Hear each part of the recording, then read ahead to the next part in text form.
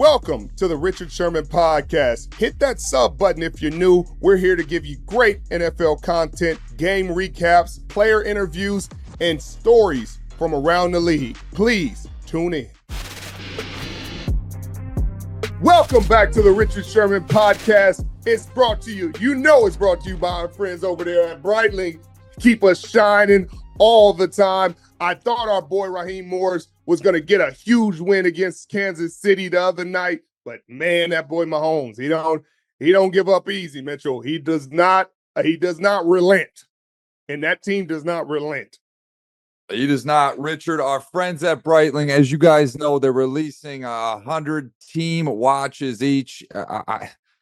These are timepieces that will stay in the family forever. Richard, I freaking love mine. I'm going to be wearing it on Monday night against your Seattle Seahawks. It's my good luck charm, Rich. This is my good luck charm. We're going to get over that mountain that is Seattle. I'm telling you that right now.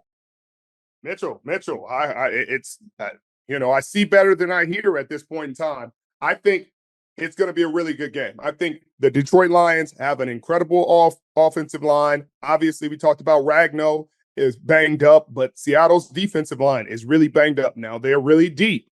They got interchangeable pieces, but two huge factors on his defensive line, Leonard Williams and Byron Murphy, the first-round pick.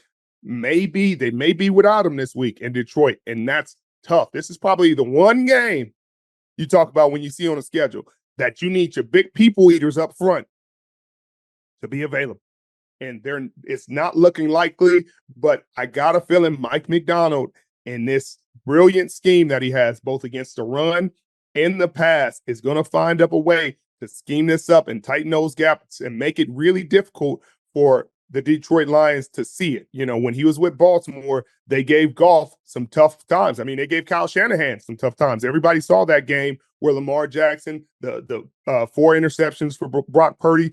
So this defense in this scheme can be very disruptive regardless. But if Detroit wants a chance to win this game, they're going to have to run it like they have been. I mean, they ran it, I think they ran it 16 times with Gibbs. I think they ran it 40 times overall, and they're going to have to do that consistently this game if they're going to have a chance to win. And that defense, that's where it's going to come down to. They're going to have to stop Geno Smith. They're going to have to stop Geno. If they don't stop Geno, Detroit has seen it firsthand. He can get hot. He can get hot, and he can get going. He can, and what a lot of people don't realize about Geno is he's slippery out of the pocket, and those types of quarterbacks always give the Lions trouble. They've been doing better. Their front four has been a little bit more tenacious this year, especially Aiden Hutchinson. I think it's going to be a really, really good test for both teams. Both teams are banged up. I mean, we're entering week 4 of the season. The injury bug is starting to hit. I mean, Sam Laporta got rolled up on. He's probably going to be a game-time decision, I'm sure. Like you said, Frank Ragnow looks like he's week to week for the Lions now. They lost, Derek Barnes for a considerable amount of time. Richard, it's next man up part of the season, and we shall see. Like you said, Detroit's got to get to running the ball early and often and take control of this game. What I loved what they did last week, they hopped out. They got 20 points on the board in the first half, but I don't get it, man. They were unable to score in the second half. You cannot do that against Seattle. Seattle's got a lot to prove still. They're 3-0. They're one of the hottest teams in the NFL, and they're going to come in looking for a win. Monday Night Football should be fun. But, Richard, we saw some double headers in the Monday night landscape last night, and the Bills, laid an absolute shellacking to your favorite quarterback in the league, Trevor Lawrence, and the Jacksonville Jaguars. Richard, what in the world happened here?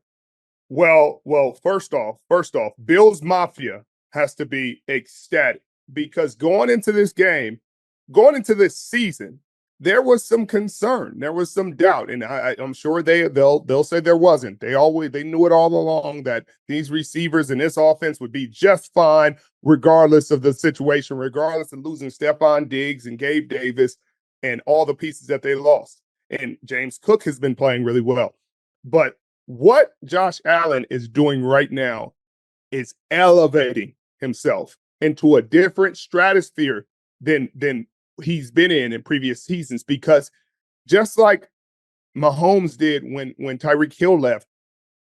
He answered a lot of questions. Hey, can he do it without Tyreek Hill? Yes. Can he still be an MVP caliber player? Is his level of play going to fall off? It's not. It's going even higher. And that's what Josh Allen is showing the world. Hey, it's me. Hey, everybody eats, B. That's what he said. Paid in full, Mitchell. Everybody eats, B. And everybody's eating. He's distributing the ball to everybody. Keon Coleman's doing it.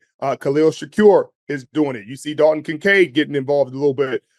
You're seeing everybody touch the football, and it's really cool to see him have an MVP caliber season showcasing himself. And you're not sitting there saying, hey, Stephon Diggs is having an amazing game. And man, what would he be without Stephon Diggs? He's answering those questions really clearly with an exclamation point. And you have to give him and the Buffalo Bills, this defense, who have a lot of young guys playing really, really good football. Von Miller is looking like his old self. Got another sack last night. I think they had 4 or 5 sacks in the first half.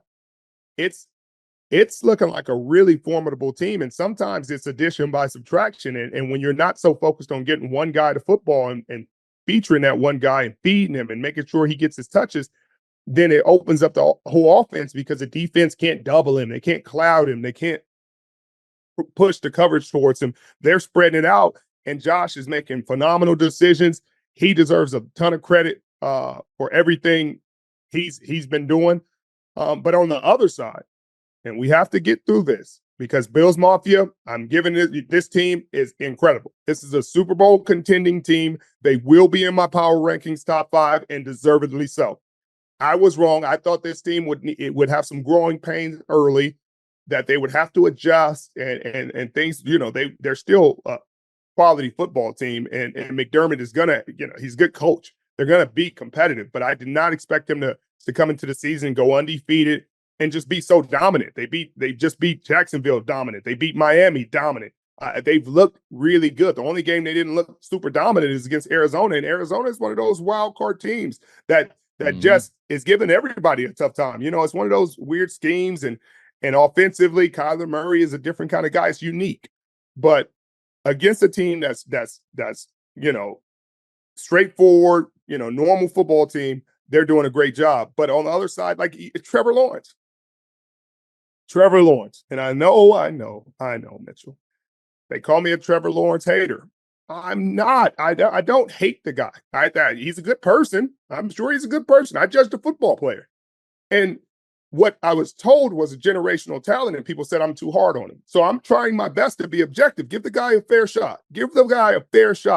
But what I won't accept is people calling him a top 10 or putting him amongst the elites when the tape doesn't say that. Like, that's not his fault. He's not telling them where to place him, but the tape doesn't say that. And the amount of money they paid him, the tape doesn't support him getting paid that amount of money. And let's go through a couple things, because I want to talk about this Jacksonville team. Their defense is not playing well right now. Let's get that straight. They've played really well in years past. I mean, in years past, they've been amongst the league leaders in takeaways, and that's what's allowed them to have success. When they have runs and they have great success, it's because their defense is creating turnovers, and Trevor Lawrence and the offense is capitalizing. When the defense does not create a turnover for Trevor Lawrence in this offense, he's 1-21. 1-21, Mitchell. So this defense knows if they do not create a turnover, they're not winning the game. And they have no takeaways this season. They're the only defense without no takeaways. That's going to be tough. When you're a $55 million quarterback, that can't be the case. Like, when you talk about game manager and system quarterback and putting all these labels and parameters on guys, but when guys have generational talent, you don't judge them the same. You say he should be doing this. He should. What is he actually doing? And in this case, Trevor Lawrence is not getting it done. And you heard some things from Doug Peterson. Everything is on the table as far as, maybe making changes, because something got to change. But I don't think anything's going to change. The Jags are 30th in points per game. They're 30th in third down offense.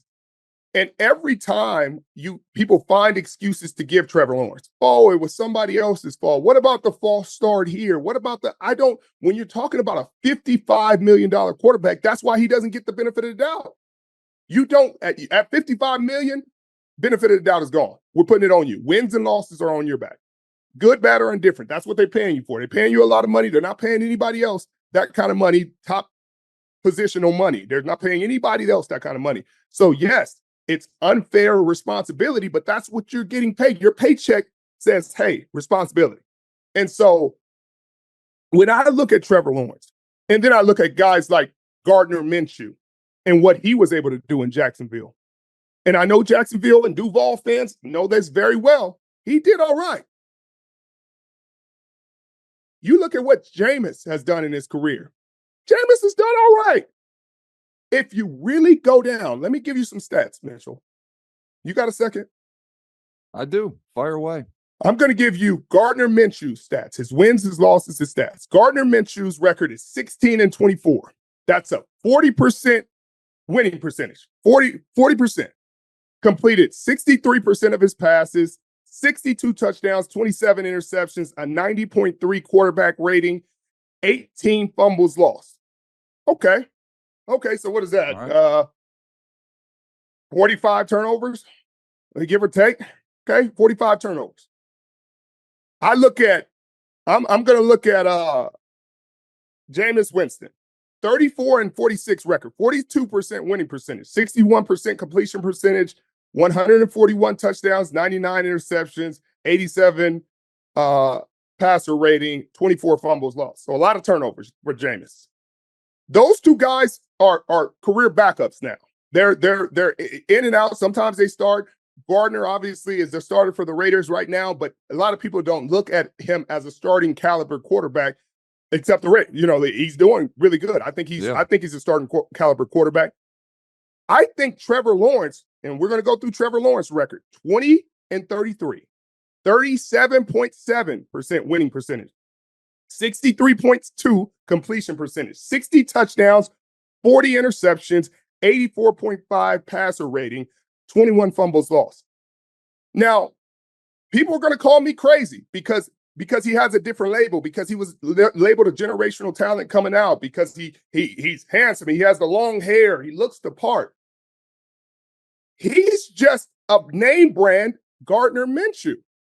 He's a Gardner Minshew with a better outlook, with a better packaging, with better draft position. Like, for what they're getting right now out of Trevor Lawrence, they could have kept Gardner Minshew and they would have got at least equal level play. Like, maybe you're not getting elite play, but you're not getting it from him. And that's where I get frustrated where people argue with me, because it's just what the tape says. Don't argue with me, argue with the tape. Be mad at him because what he's putting on tape, and you're going to sit there and say, well, the defense didn't do this, the defense didn't do that. Well, Trevor Lawrence has to do, Gardner Minshew got to deal with some bad defenses sometimes. He got to deal with some receivers dropping the passes, some false starts. You don't make those excuses for him, because certain people you just say, well, he's a backup. What do you expect? But when it's your guy, you sit there and say, hey, how can we figure out how to qualify this? I don't see it right now, Mitchell. And I don't see 55 million, and I hate to beat a dead horse, but like at some point you got to see it. At some point, you're paying a guy 55 million. You have to see something. You have to be able to elevate your team. You have to elevate the guys around you. And it's not like he doesn't have a talented team. It's not like he doesn't have a good tight end, pretty good receivers, a good running back in ETN. He has a good coach in Doug Peterson. Now people are ready to call Doug Peterson a bad coach.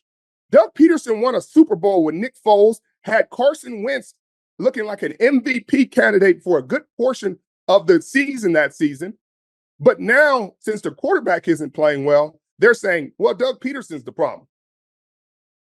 How much are you going to do that? Like, you start to see when the conversation is different. It's like, wait, so now the coach is the problem. So then you replace the coach, and then you give him a few more years to figure it out. And then you say, the next coach is the problem? No. Like, at some point, you have to see what he's projected to be, and he's not showing it. TD, Tutty, taking it to the house, in for 6. Whatever you want to call a touchdown, one thing's for sure, touchdowns matter more at DraftKings Sportsbook. an official sports betting partner of the NFL. On the ground, in the air, from special teams or defense, we don't care how they score them. We just want to bet on touchdowns. And DraftKings Sportsbook is the #1 place to bet touchdowns.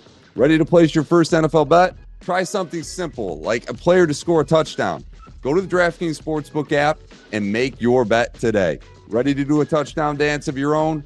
New DraftKings customers bet $5 to get $250 in bonus bets instantly and get 1 month of NFL Plus Premium. Download the DraftKings Sportsbook app and use code Richard. That's code Richard for new customers to get $250 in bonus bets when you bet just $5, and you get 1 month of NFL Plus Premium. Only on DraftKings. The crown is yours. For me, you kind of hit the nail on the head. I think the bar of whether you how you assess a good quarterback is how they elevate the players around him. And he's got playmakers around him. I mean, ETN, Christian Kirk, they just went out and spent big money on Gabe Davis, who was hardly involved in last night's game. Ingram was a Pro Bowl tight end. Yeah, I mean, Ingram's out, and that was his safety net last year, but you just spent a first-round pick on Brian Thomas. Like, the playmakers are there, right? Who does Josh Allen have to throw to? Khalil Shakir, the guy I called in the offseason, a great game last night. Dalton Kincaid, I mean, finally showed up last night as well. Keon Coleman, their top pick of the draft. Like, Curtis Samuel. I mean, Richard, these are relatively unknown names, and you got a guy playing across from you that is just elevating all of these guys. These got fantasy owners were loving life if you had any of the Bills players on your team last night, because they all went off in that first half.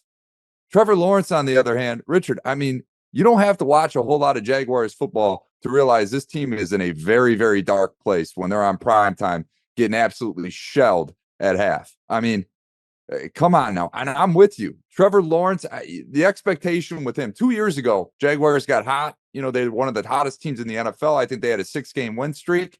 And I think everyone got distracted by that win streak and what they saw with Trevor Lawrence in those games.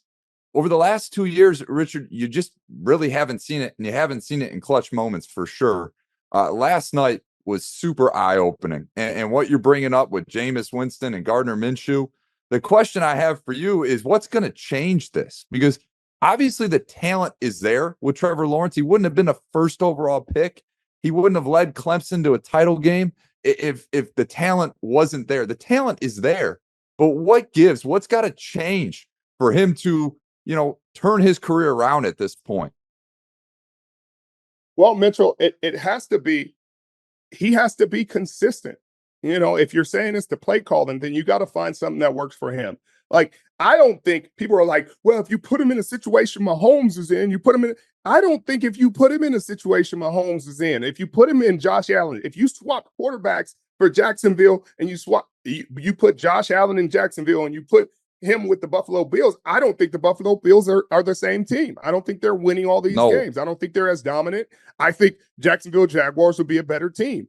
And so that goes to show you, but they're both $50+ million quarterbacks. Mm-hmm. And things aren't created equal. That's why I say this cap system is broke. You guys are letting these quarterbacks hold you hostage. You got guys like Geno Smith playing incredible football, trying to get the Seahawks to pay him what he deserves, and he's not getting it. You got Sam Darnold probably going to be looking for some decent money come soon because he's playing like an MVP caliber quarterback right now. But he's making $7 million or so, and you got $55 million getting to skate by. And I think I don't even know if he has 400 yards on the season. He might have a low under 500. It's been 3 games, and they're 0-3, and nobody's really. They're still sitting there saying like, "Oh, it's everybody else." No, he's part of the problem at this point, because even if you say the defense is terrible, they gave up 47 points, unacceptable. Okay. It's not like they got beat 37-47. It's not like they got beat 30-47. They got beat 47-10, and the starting quarterback was on the sideline, and Mac Jones was in the game trying to figure it out. That's how bad the game is. You pull a quarterback in the game. You have to start to see that. The Buffalo Bills look really good. The Buffalo Bills are a good team.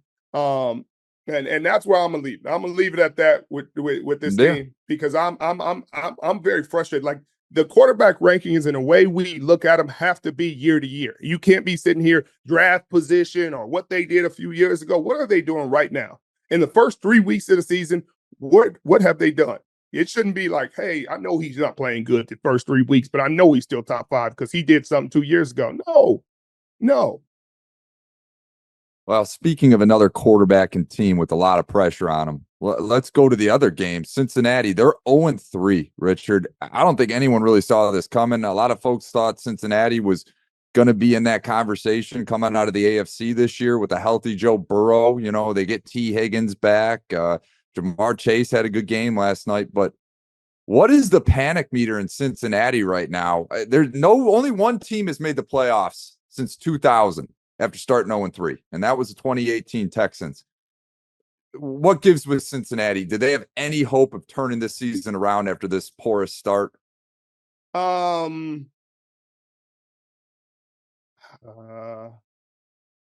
mean, it's how they've always started, Mitchell. They've always started bad, but it just feels different this time. There's so much discord and distrust. This was Jamar Chase's best game of the season, and it's no surprise that it's when T. Higgins returns to the lineup. I've heard people say that T. Higgins is such a factor that people prepare for that it helps Jamar Chase get open and it helps him benefit. And that's what good receivers do. I'm sure A.J. Brown helps Devontae Smith helps A.J. Brown. I mean, vice versa. Two good receivers are tough to deal with. But you just got to start to think like this Lou Anarumo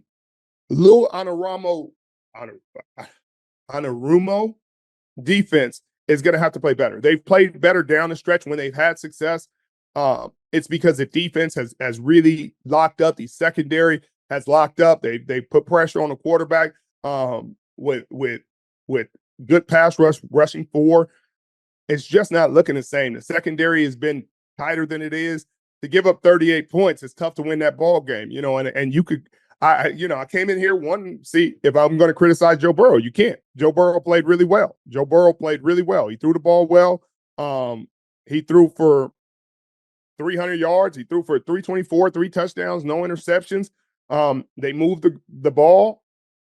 Jamar Chase, 6 catches, 118, 2 touchdowns. T. Higgins, this is his first game back. He had 3 catches for 39 yards, but they distributed the ball. I think they were fine offensively. But defensively, they got to find a way to be able to stop a rookie quarterback. Now, Jayden Daniels had a heck of a day.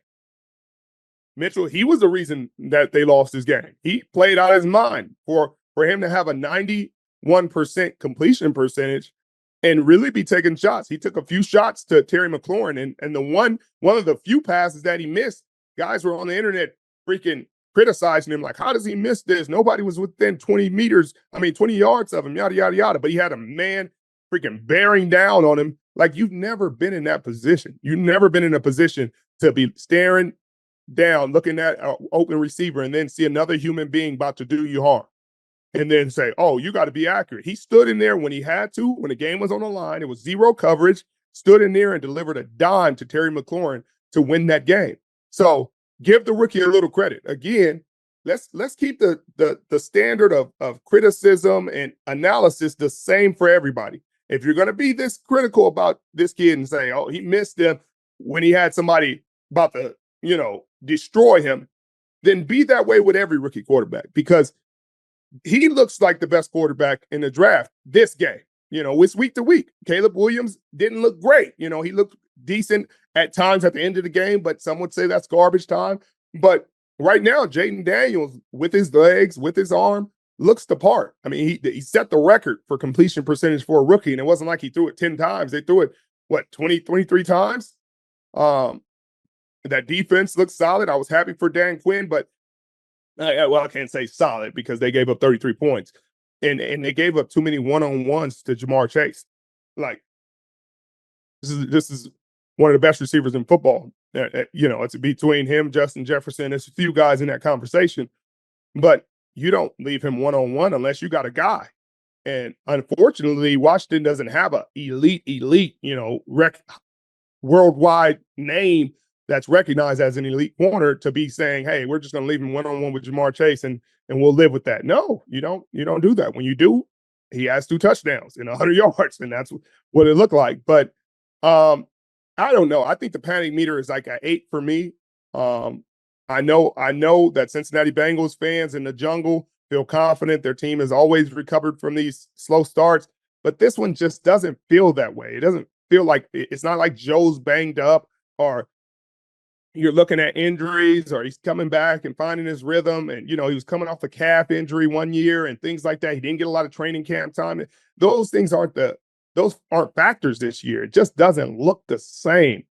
And while they're not getting better, you got Pittsburgh kind of running away with the division. They're going to Indianapolis. They could start this season 4-0, and you're 1-3. They're so far behind, and that's not even to mention Baltimore. Baltimore, thank goodness, if you're Cincinnati, they've had a slow start. So, I mean, it's only been one team to start 0-3 and make the playoffs, and that was the Texans in 2018. We'll see if they can be the second. Well, in terms of the Washington Commanders, they got to be super fired up with what they're seeing with Jayden Daniels. I mean, this guy's got the it factor, Richard. You go on the road in a hostile environment and in prime time, Monday Night Football, and you escape with a win and have some dazzling throws. I mean, he's getting his playmakers involved. I mean, this Washington Commander team could be one of those sneaky teams. And we talked about it in our season preview. Look out for Washington, because if Jayden Daniels can be this year's CJ Stroud, they got enough talent around him. This NFC South is up for grabs, and they're right in the mix with it. Washington's a dark horse, Richard. Speaking of panic meters, we got to go back to San Francisco, and I know you got to be a little nerved here. CMC is facing a significant injury. George Kittle out. Now we're seeing, Deebo. Now we got news that Javon Hargrave is out for the season with a torn tricep, and Brock Purdy is day-to-day with back soreness. Richard, where's your head at with San Francisco? What's the level of panic now? It's starting to get up there, Metro. It's probably a 7.5, 8. Just because, and this is what I'll say. I'll preface it with this. It's tough in the National Football League, and it's tough to consistently go late into the playoffs in the National Football League. I don't think people understand the fatigue that puts on your body. And I know people will bring up the Kansas City Chiefs and what they've been able to do, but they've been able to do it. And then a lot of times they refresh a lot of that roster. I mean, they have their standard pieces of Patrick Mahomes, Travis Kelce. Justin Reed has been on the team a couple of years, but a lot of these pieces change. George Karlaftis has got him a couple. Chris Jones is obviously a foundational piece. But if you look at the tackles, the tackles have been different for a lot of their Super Bowl runs. You look at it, it'd be 2 different tackles for one Super Bowl, different tackles for the next Super Bowl, different tackles for the next Super Bowl. And if you look at their defense, their secondary, they find corners. They're doing a great job of drafting and developing players. And that goes to L'Jarius Sneed and his development. Charvarius Ward was a big factor in their first Super Bowl win against us in San Francisco, in Miami, I mean. And then you look at McDuffie, you look at them acquiring Tyrann Mathieu and the impact he had, and then he leaves and they bring Justin Reed in. He has impact, and they just keep finding a way. But in San Francisco, they've been doing it with the same cast of guys, and it's just, I think, the emotional, physical toll of extra games every single year is just starting to weigh. It's starting to weigh heavy. Expectations weigh heavy. And it matters. It affects your health. When you're sitting there every time and you win games and it feels like you lost, it's like, hey, even winning games isn't good enough now. Hey, you win the game, you didn't win it good enough. Hey, you go to the Super Bowl, you didn't win it, so you guys didn't do good enough. You get to the NFC Championship after a disappointing season where you make some huge plays and make a run late, and then you fall short in the NFC Championship, and people act like you didn't even make the playoffs. And so, it's just hard. And so the panic meter is up there. It's going to take a great job of coaching from Nick Sorensen defensively. It's going to take Kyle Shanahan's best coaching job to really keep this on track. And he's done things like this before. We had injuries like this in 2019. We lost Joe Staley. We lost Mike McGlinchey. We lost Quan Alexander. We lost D Ford. We lost so many. I mean, I was out for a game in 2019. We lost a lot of guys, and he just kept finding ways. Got other guys step stepping up, next man mentality. We kept losing running backs, and then you would see Breida run well. You would see Tevin Coleman run. Then you'd see Raheem Mostert running the football, and other guys just kept stepping up. It didn't matter what happened. Guys knew the assignment, and so I'm expecting the same response from this team. It's great leadership. Guys are tough. They're going to play through these injuries if they can. Trent Williams is still working himself into shape. I guarantee you there's not a harder working human being on the planet. It's just different playing football.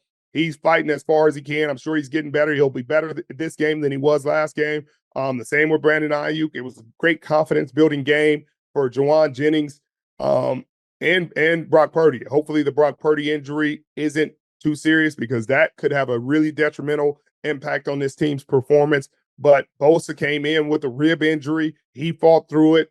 He's out there toughing it through, but it just gives somebody else an opportunity. And I hope Javon is able to heal up and come back. But it's tough. The concern level with Christian McCaffrey is going up as he goes to see more specialists and try to figure out a way to overcome this. But Jordan Mason's playing good in the interim. George Kittle expected back. Hopefully Charvarius Ward is feeling healthier. Talanoa Hufanga will have another week under his belt. Greenlaw, they say, is expected back midseason. I really think quietly, that's the factor this defense is missing. The amount of intensity, speed, and attitude and just impact that Dre Greenlaw brings to the field. He's a menace. He's a menace out there. And Fred Warner is that same way. But with both of them, it's chaos. It's really, guys looking around, guys head on the swivel, because you don't know which one is going to come body slam you. And so without him on the field, I think they're missing something. I know Campbell's trying to do a good job. They kind of attacked him late for a touchdown with Kyron Williams, but you just need more from him. And it's unfair to ask that of him. Dre Greenlaw is an all-pro caliber player and has played that way. And when you're without that, it's evident. Well, you talked about the cast of characters, and they're starting to have to pay these cast of characters. And in doing so, we talked about it already. You gotta cut bait with some of these guys. And one of the guys I guarantee the faithful wants back is Eric Armstead. That's a guy who was a cap casualty for this team. Let's face it. And I know he's one of your good friends. This is a guy that they need in the trenches right now more than ever. And unfortunately, he's playing in Jacksonville. Richards, it's time for our Thursday Night Football TNF preview presented by Prime Video. You're going to be heading back to New York City. I know you're fired up for that 6-hour cross-country flight that you're about to embark on. The Cowboys are taking on the New York Football Giants, who finally got in the win column, looked a lot better this past week. Prayers up for the Browns. I don't know what the heck's going on with them. But, Richard, what's your thoughts here? Vegas says this line is a 4.5-point favorite in favor of the Cowboys. What's your thoughts going into Thursday night? Well, if history's any indicator, Dak has yet to lose to the Giants in the last 12 meetings. The last 12 outings, he's been completing 67% of his passes for 275 yards, 26 touchdowns, and only 6 interceptions. They're going to have to find a way to slow him down. And right now, Dallas needs a confidence boost. And I'm sure they're going to be, chomping at the bit to really be explosive offensively. You saw a little frustration between CeeDee Lamb and Dak Prescott last week. And I'm sure they're ready to get that bad taste out of their mouth. 2 home losses.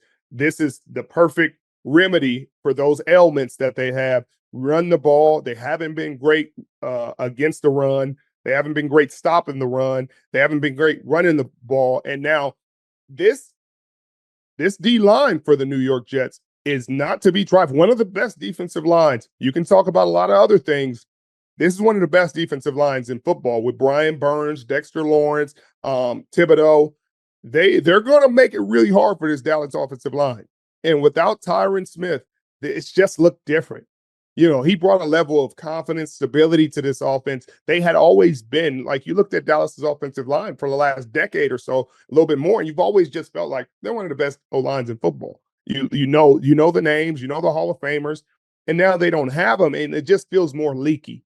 And so this defensive line is the only reason I believe, and Malik Neighbors. Malik Neighbors really put the team on his back offensively last week. And it was really cool to say he took accountability for dropping that pass the week before. Felt like he let his teammates down, let his team down, and responded in a big way. And you love to see that from one of your young leaders and a guy who's probably going to be the face of this franchise going forward. Just being accountable and then responding in the right way. That's really inspiring to your teammates, doing things the right way. And kudos to him being able to do that. It's going to be a really tough game. It's going to be a really tough game. It's going to be a challenge for Trayvon Diggs to keep him in check. But hopefully this is going to be a remedy for Dallas's pass rush, because they haven't been what they have been in the past. Like no hit. I mean, one hit on a quarterback.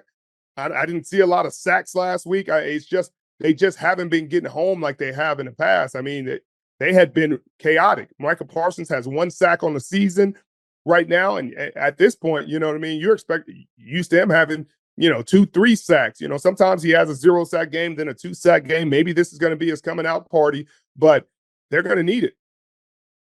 They definitely are. Cowboys need to get right, and this is an opportunity for the Giants to prove themselves too. They spent a lot of their time, as you discussed, building in the trenches in the offseason. That was a point of emphasis, specifically on the D-line. So this should be an interesting game. I like the Cowboys personally, but this is this week's TNF preview presented by Prime Video. Make sure you guys watch the Cowboys take on the Giants on Thursday.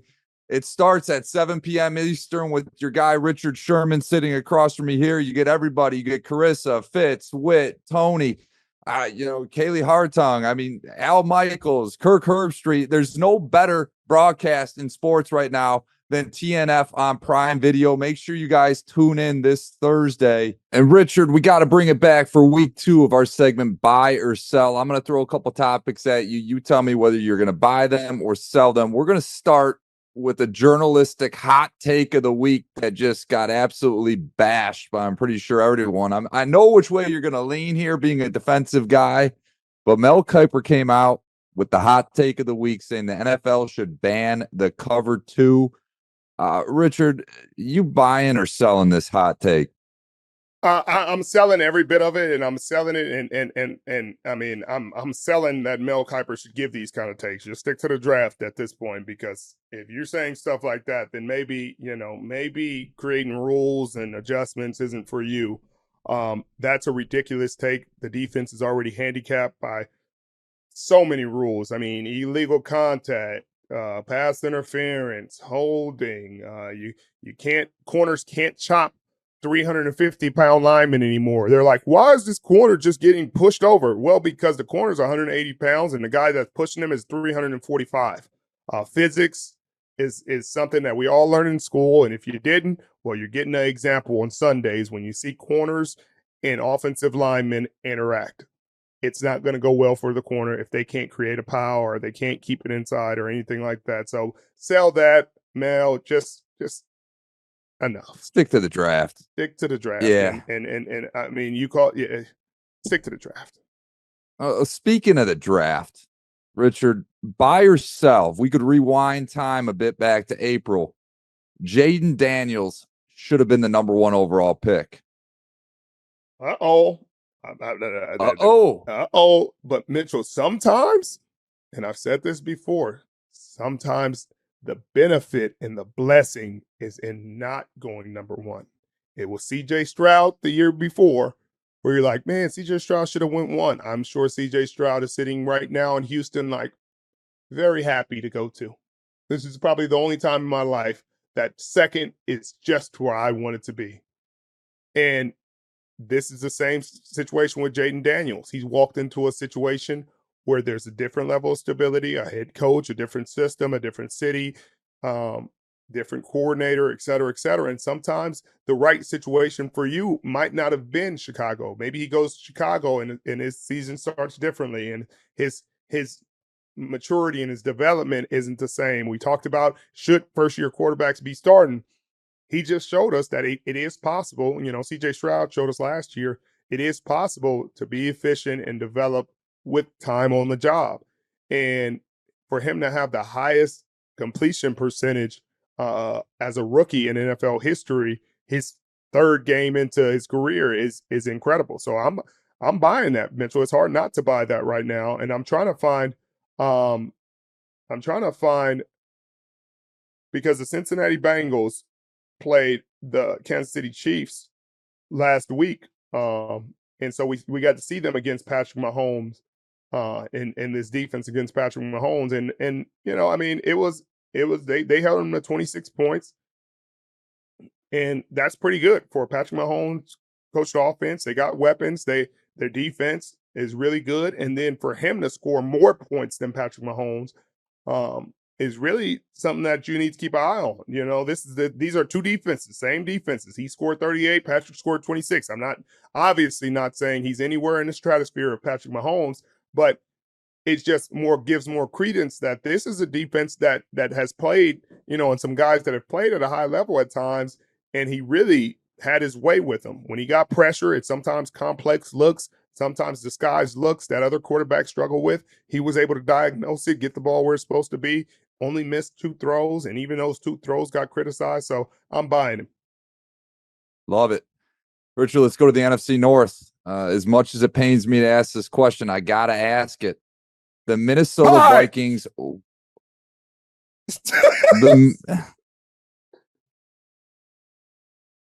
I don't like you right now, Rich. I'm sorry. The Minnesota Vikings will win the North. Your thoughts, buy or sell? Please sell this, please, for the love of God. Mitchell, I want to sell it. But Mitchell, I can't. Oh, God. Not right now. The stock is too hot. The Minnesota Vikings, if you really look at, and we're gonna look at this in a microcosm, in a vacuum, because I'm gonna go down a tangent here.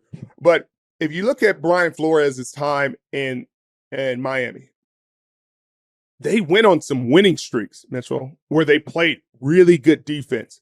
And he was forced to play Tua Tagovailoa. And I know we heard all Tua's comments about Flores and all this, but I remember that season where Ryan Fitzpatrick was having a really good year. He went to San Francisco, and I think he might have thrown for 400.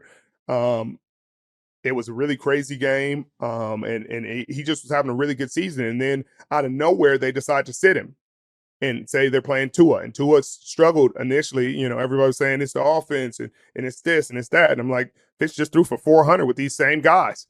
So how is it the offense? And Tua can't throw for 100 yards. And obviously Tua's developed into, found the perfect place with Mike McDaniels, got it paid, playing really good football.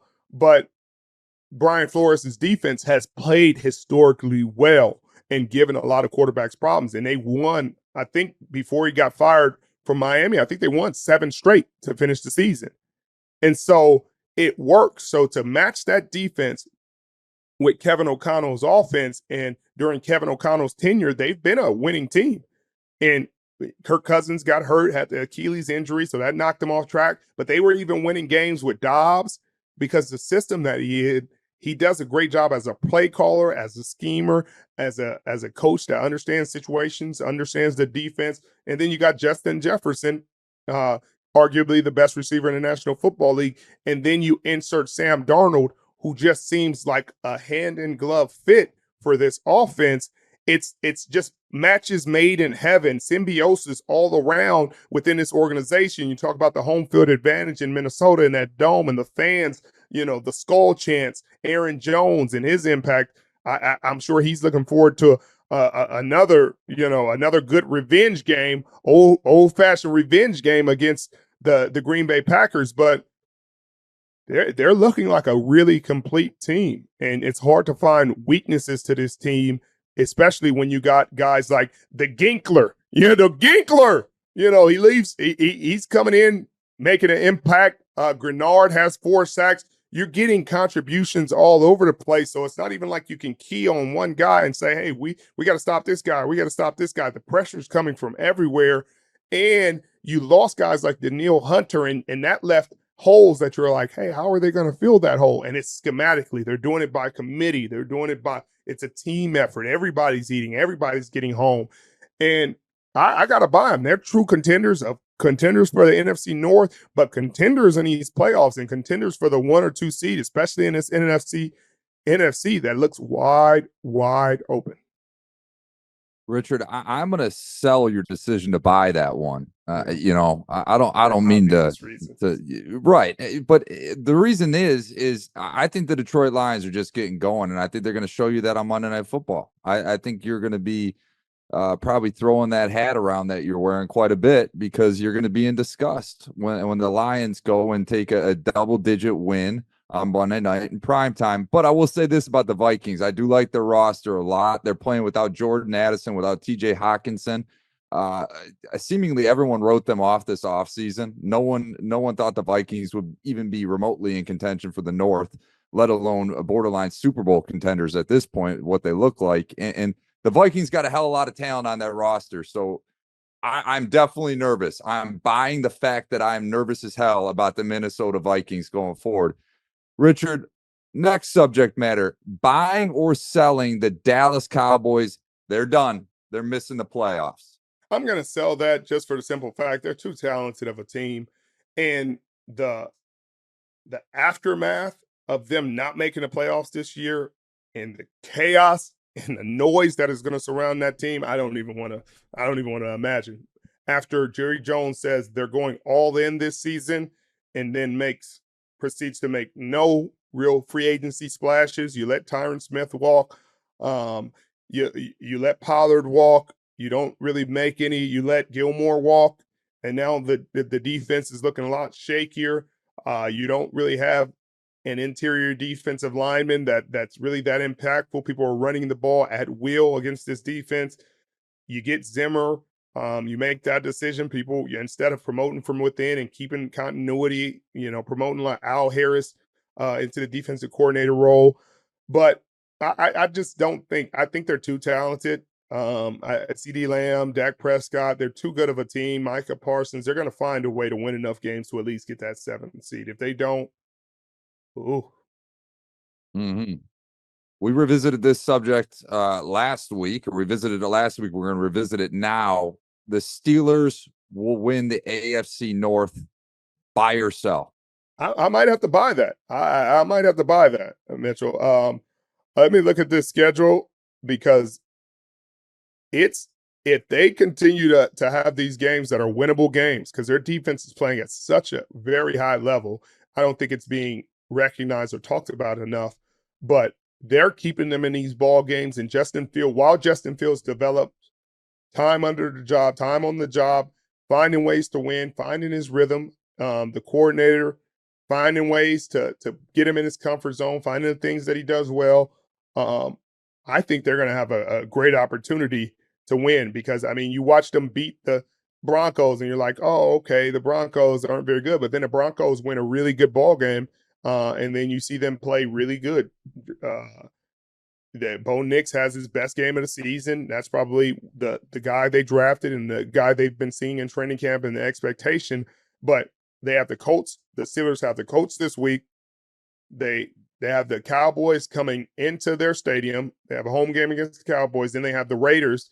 And then they have the Jets. Then they have the Giants. Mitchell, those are all winnable games. The Cowboys game is going to be tough. The Raiders game is just going to be one of those drag out games. The Jets game is going to be competitive. What is Aaron's going to do? But the Giants game is a winnable game. The Commanders, then, yes, I'm buying that. I'm buying that they can win the AFC North, because where they were last season gives them a chance to be in position to play the teams that they're playing. And the Browns are looking like they're having a down year. Cincinnati doesn't look that great. They're 0-3 to start the year.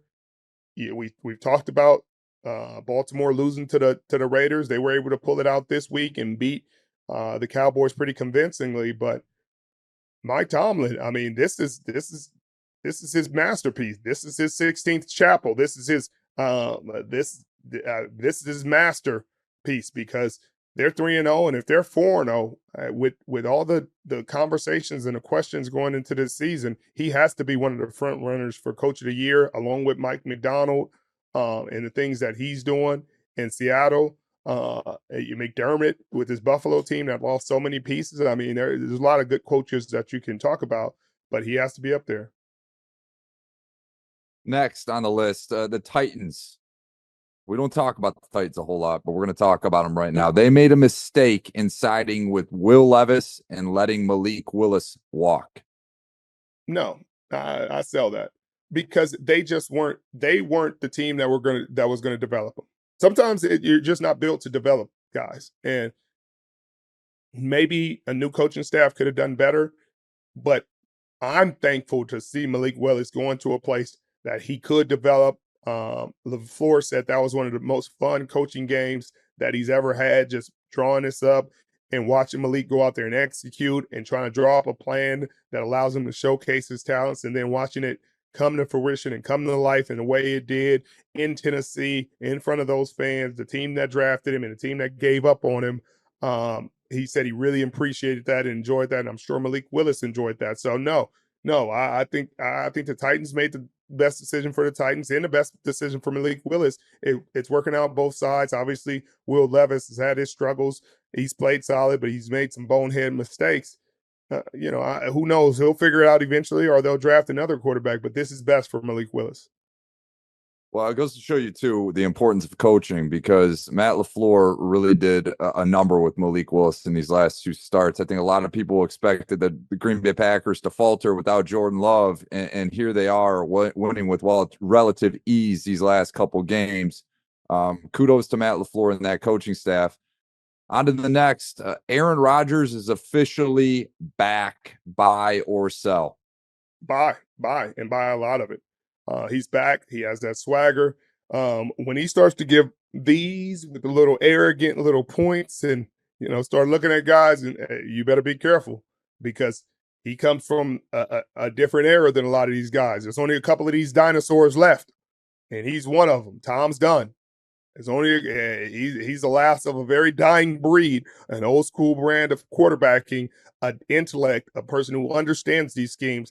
Mel Kiper doesn't have to. You don't have to band cover two when Aaron Rodgers is on the field. I guarantee you, he has answers. He sees it. He diagnoses it. He beats it consistently. So he's a different kind of quarterback. So I'm buying that, Mitchell. He's back, and the New York Jets fans couldn't be happier. Robert Saleh couldn't be more ecstatic, and they're going to be an issue going forward. And finally, after getting off to a extremely slow start to the season, Travis Kelce has 8 receptions for 69 yards throughout 3 games. This will be Travis Kelce's last season. Buy or sell? Sell. And when he decides, if he says it, I'll believe it. But as long as Travis Kelce wants to play, he gets to play. His resume says that. His play, his chemistry. We just talked to Trent McDuffie about the outstanding chemistry, almost mind-reading, almost telepathic connection between Patrick Mahomes and Travis Kelce. And as I'm sure they're good friends, and as his go-to target, you're going to have to drag him out of that building before Patrick Mahomes is okay with Travis Kelce retiring. I don't care what his stats are for the season. I don't care if he had 1 catch. He's still a very important piece, and he's still the guy that Patrick Mahomes, if everything fails and all is lost and things are falling apart, he's going to go to in the playoffs, in the crucial moments, and he's going to be there. He's going to make those plays. So if he decides to, but no, I'm selling that. Yeah, I'm with you. I think Travis Kelce's the ultimate pros pro. I expect a rebound here after a troubling start to the season for him. I see him returning to his normal self here relatively quick, Richard. That concludes this I guess midweek podcast. Richard, sign us off, my friend. Well, I got to sign you off, but before we sign off, I'm going to give you my power rankings, Mitchell, because I have not done that dappy. And I'm not leaving without giving that. Kansas City is first, Mitchell, and I know how you feel. You want your Detroit Lions up there, and you want me to just give them credit, and I want to give them credit, but it's hard to ignore the Minnesota Vikings. Skull. They are number 2 right now in my power rankings, and I think they deservedly so. I don't think there's a lot of teams that look at that tape and want to say, we want to play Minnesota. We want some of that. No, you don't. It's like when you saw somebody, when you saw the movie Friday and Deebo beat him up, and he said, you want some of that, old man? No, I don't. You don't want one of those Minnesota Vikings right now, Mitchell. And I know you want the Detroit Lions to want some, and Detroit has some bully ball and their great culture. That's going to be a dogfight. Now I can't wait for that game. But Well, then I got enough Lions stuff here, Richard. I figured I'd brainwash you enough. I got my Breitling Lions watch on. I got my Lions hoodie. I got my Lions pennant. Whatever, man. I'll let you put the Vikings at look, 5. But continue. I love the Detroit Lions in that Honolulu blue, Mitchell. But I just gotta say what's on the tape. I gotta call it straight. And then third, I want to go with Josh Allen, probably the MVP frontrunner. If it's not Sam Darnold, then it's Josh Allen. And if it's not those two, then Patrick Mahomes is right there. But they're probably getting bored of giving Patrick Mahomes MVP, so they want to give it to somebody else this year. But they're 3 on my list, deservedly so. And fourth, I got to go with the Seattle Seahawks. They're playing good football. This Mike McDonald coach defense is giving a lot of guys problems. Mitchell, the Detroit Lions want to get back in the power rankings, beat these Seattle Seahawks, and you'll be back. Mm-hmm. You know, that's how you get back to the top of the mountain. You knock people off and you earn your spot. And I want to put Pittsburgh there because of their record and their defense, but I'm not quite ready for that yet, Metro. I'm not quite ready to put the Pittsburgh Steelers in that spot and give them that kind of acclaim. I'm not quite there yet, but that 5th spot, that's the tough spot for me. That's the tough spot because there's so many teams just playing so inconsistent. Philadelphia Eagles, like, what are they? They had a great game offensively on paper. You see Jalen Hurts, 300 yards, all these things, but then it's only 15 points. What happened in the red zone? And then we thought the Saints, so much offensive production early on, and then it kind of disseminated in this game against the Philadelphia Eagles. So I don't know if I want to give them to that. Is the Green Bay Packers able to weather the storm, weather the Jordan Love injury?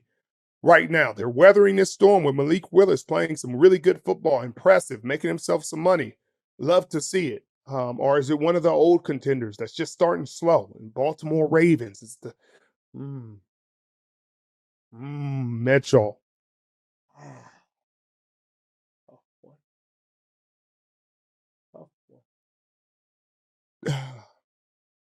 The answer's right here over my right shoulder, Rich. Take a look up, my friend. I'm looking up. Oh. The answer's right there. The answer's right there, my man. Because I think they're going to make me right this week, and they're going to be 4-0. Pittsburgh Steelers. Justin Fields, TJ Watt, and these Pittsburgh Steelers, Mike Tomlin, give me all the crap you want, but if they start the season off 4-0 and you don't got them in your power rankings, then I don't know how you're ranking it. I mean, wins matter in this league. I respect it, Richard. I'm excited to see what happens on Monday night as the Lions have an opportunity to earn their way back into the top 5 of your power ranks. Richard, you can officially sign us off now, my man. Well, thank you again for joining us. And all our new subscribers, we appreciate you. Keep building this channel. We want more people to see it. And keep giving those comments. Good, bad, constructive. We listen to all of it, and I appreciate it. We're trying to make this the best podcast in the world. Thank you again for joining us. We love you. Love and respect. Have a great day. We'll see you next time.